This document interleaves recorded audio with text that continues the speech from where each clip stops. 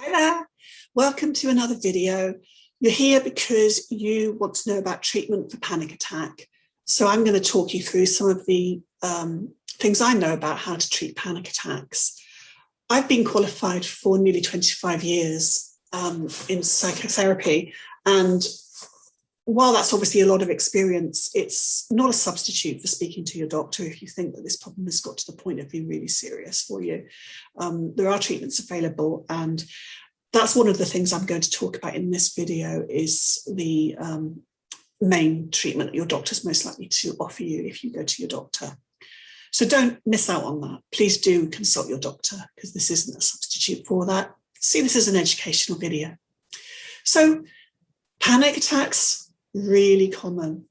They are a horrible excess of anxiety which manifest in a really unbearable way in the whole body, to the point that you feel like you could be dying potentially, or you could be really frightened about something else happening. So it's a massive fear when a panic attack is happening. Your whole body and mind, your whole system is into a fear state.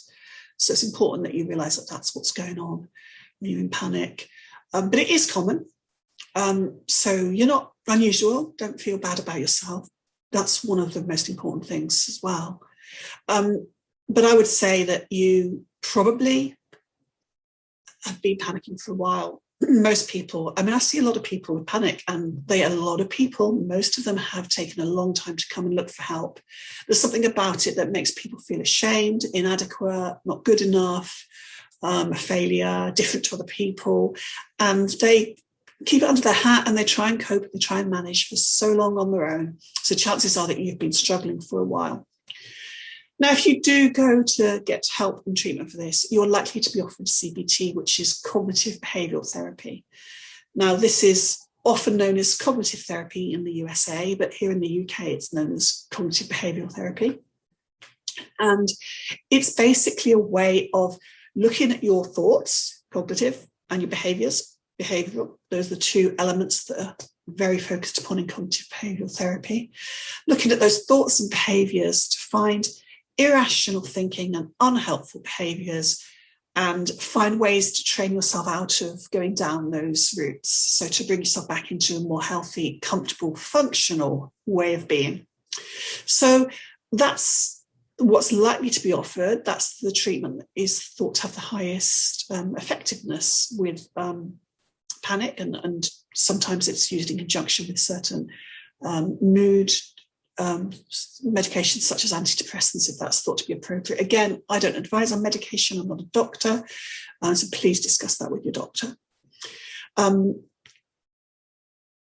One thing I learned when I was at university learning about this, and they got us all to stand up and to hyperventilate.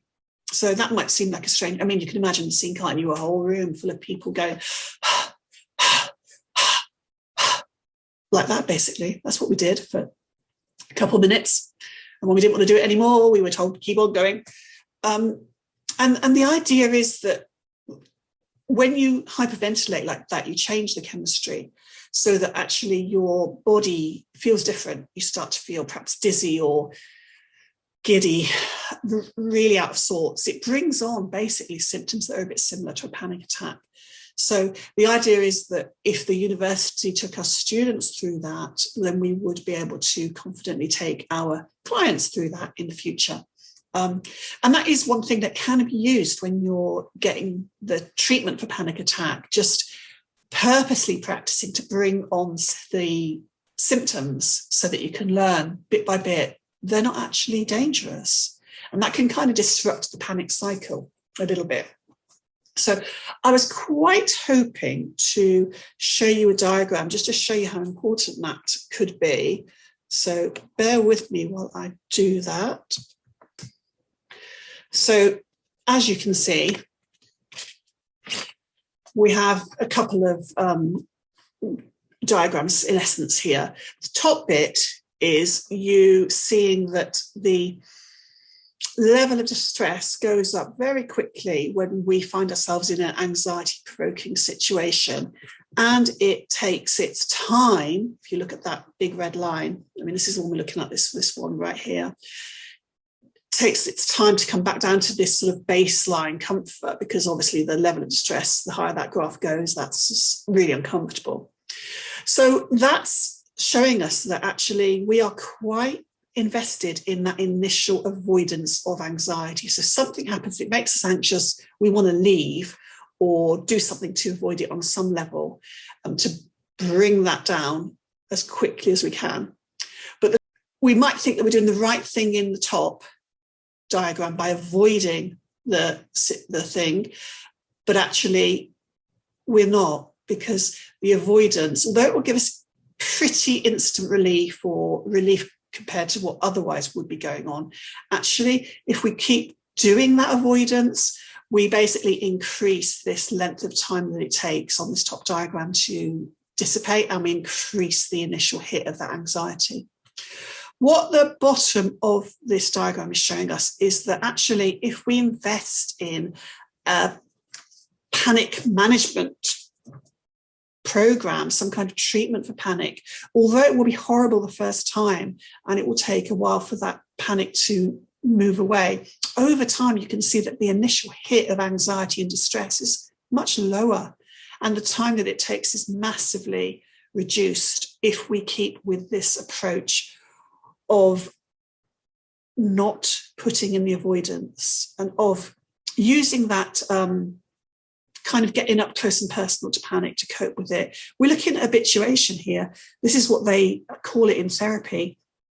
We're looking to get used to habituation, get used to something. So what we're hoping to do by getting panic symptoms and then not immediately avoiding and just sticking with them is, over time, that big improvement in the length of the panic attack, the intensity of the panic attack, and how horrible it really feels. So hopefully that diagram is useful, because what that shows you is that you're looking to habituate, you're looking to get used to, oh, I'm going all wonky, looking to get used to the thing that was making you feel anxious, and that's what's going to help you with your panic attack. So the challenge really is to do the things that make you feel panicky and to do them for longer.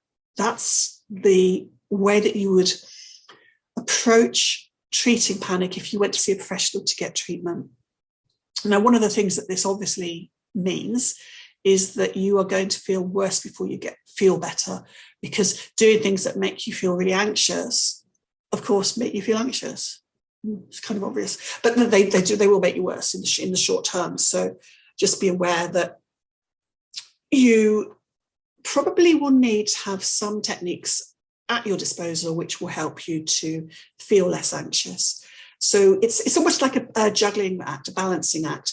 When we get into a panic, we go into our sympathetic nervous system, which is that automatic one, that fight or flight one, the one where we're ready to run away from a massive threat or to kill a massive threat.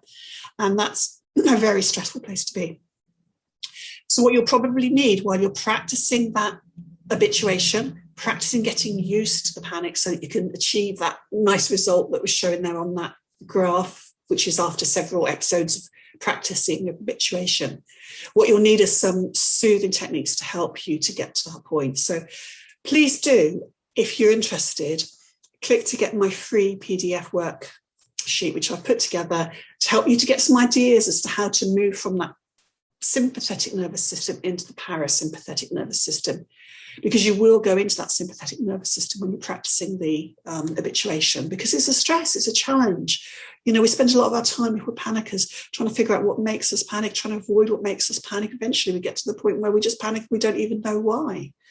So challenging it is really, really important, and that's what you'll do if you get treatment for panic attacks. You're most likely to get treatment with your GP's contacts. They'll have access to services in the UK which can help you with panic. If you're in the States, then I believe that you'll be able to access these sorts of treatments on insurance, because you know it's a diagnosis if it's called panic disorder. So of the rest of the world, I'm not quite sure what the offer is like in terms of whether it's freely available at point of use. But certainly that shouldn't be too much of an issue in the UK and the USA, but you'll have to investigate locally for that. But you will find that the treatment itself is a little bit challenging. So please do help yourself, get these techniques and tips that I've put together for you in this PDF so that you can help yourself switch back into that parasympathetic rest and digest system, which is the opposite of that stressful, I feel like I'm going to die system. Okay, so I hope that's really helpful for you. I'll see you in the next video, and thank you for listening.